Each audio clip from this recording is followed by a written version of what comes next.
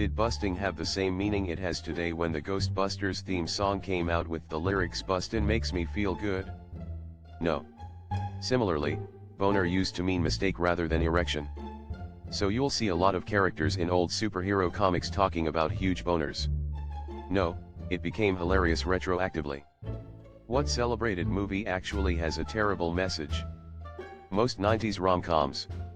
Get a makeover and you'll be worth loving. Sleepless in Seattle. If your fiancé, who loves you and is a great guy, has allergies, you should probably dump him because a stranger you heard on the radio might be better.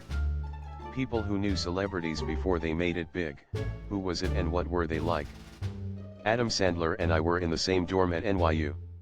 He was really irritating to me, but I was a real asshole back then, so I don't trust my opinion of him.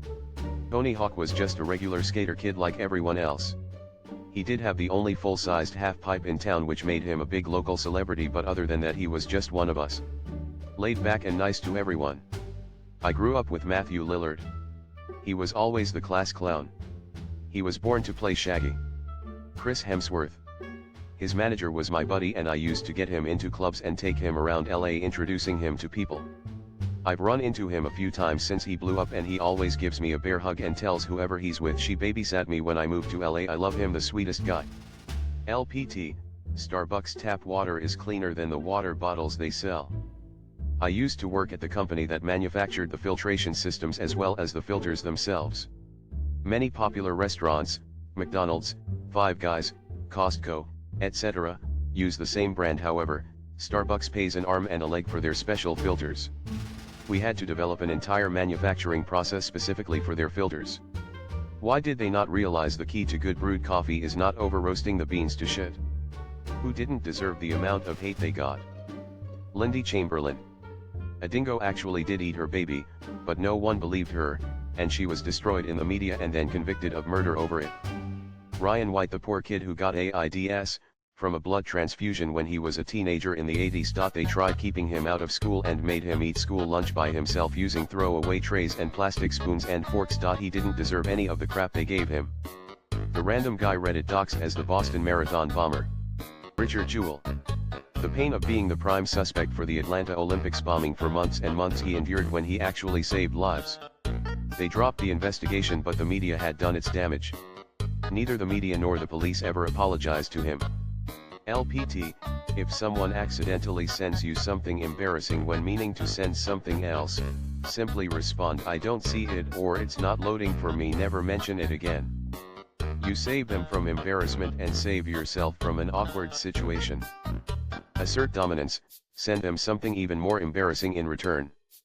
Doesn't this potentially just create a different awkward situation where they know you are lying? And what if they don't assume the lie is for their benefit? You just farted and everyone turns to look at you. What do you say? Old mechanic used to say to me with a bit more throttle, "I reckon we can start it." In Germany we say if it doesn't pay rent it has to get out. Now that I have your attention, I'd like to go over our sales numbers for the previous quarter. Look back quizzically and say you heard it too. Whoops, shouldn't have trusted that one. Why do so many meth addicts raise ducks indoors? Gotta be honest, this is the first I'm hearing about the meth-duck connection. Okay, did a little research. Seems some meth makers were using ducks as guard dogs. They would make a lot of noise when someone came around but didn't attract as much attention as dogs could stem from that. Ducks are a natural source of copper wire. Where in the world would 100,000 feel like $1 million? Nepal. It's retirement money there. A guy I know basically did that. Living like a monk king. I lived in rural DRC, and had to carry $65,000 cash on me for a consulting project, payment for like 100 of workers for several months. I did my own PPP calculation based on the price of local goods where I lived, bread etc., and daily wages. My $65,000 in cash would be around $17 million in PPP for the average Congolese where I was working. So, rural Congo. Like deep rural Congo, no Coca-Cola Congo. The Bay Area. 100,000 or $1 million, you still can't buy a house. People who grew up religious, what took you away from religion? I was told not to question God because I was trying to ask for clarity from things that doesn't make sense. The moment I started questioning the nuances of religion, such as the hypocrisy and flaws of their teachings. It was when I started learning about other religions and realized how many different beliefs there are. It made me question why the one I grew up with was the right one, and opened my eyes to how much of it depends on where you're born. It kind of made me step back and re-evaluate everything. So much violence, abuse, and crime, theft, etc., is done in the name of a God, or believing God forgives them for it or condones it. What job pays surprisingly low for what they do? There's a saying here in Germany, don't know if it can be translated literally: the more social the job, the more antisocial the salary. I'm a paramedic and it's wild how little we make. People assume we're rolling in cash because, you know, saving lives and all. Truth is, I make about $16 an hour to literally restart someone's heart at 3 a.m. in sketchy situations. Anyone who does something useful for the community. It's just not the UK's priority. Scientific researchers. Eli 5.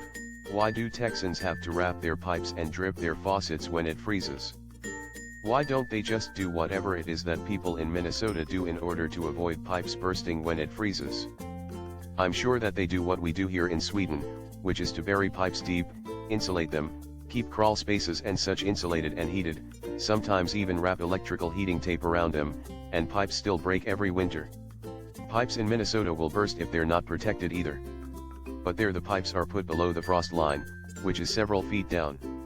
Texas doesn't have a frost line, or it's much shallower, and it freezes so rarely here that putting pipes deeper isn't worth the extra added expense, especially since the soil is only a few inches deep in many places.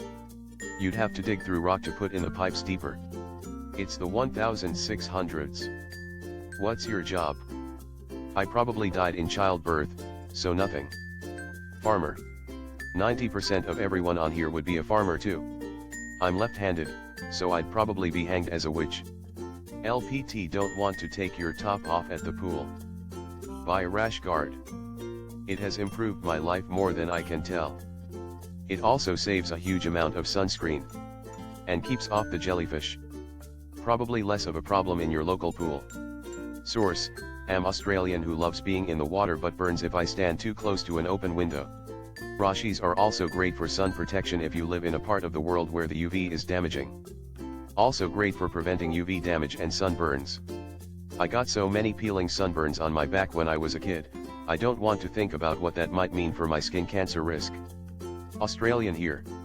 Sometimes I forget that the sun isn't trying to murder the entire world. Rashis, as we call them, are a part of everyday life here. Great invention. Assigned seed. You sure about that? Your wife knew exactly what she was doing. Well played. Your wife is awesome. Okay, hand.